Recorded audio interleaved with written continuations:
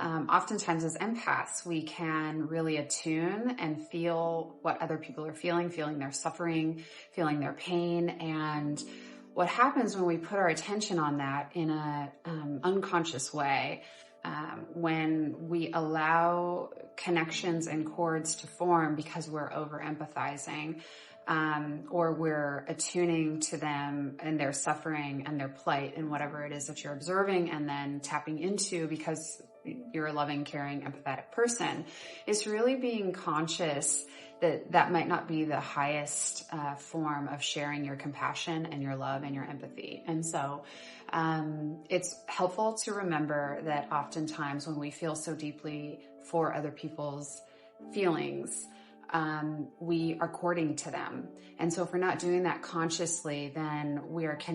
connecting cords, and cords happen all the time between all people and relationships. But when we start emotionally connecting a cord between ourselves and somebody that we see in suffering, then we can end up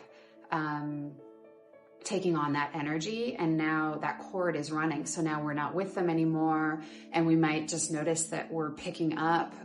heavy feelings, this density. We're experiencing that same, and we might not even know exactly where it's coming from, but our tendency to not have good hygiene around that as empaths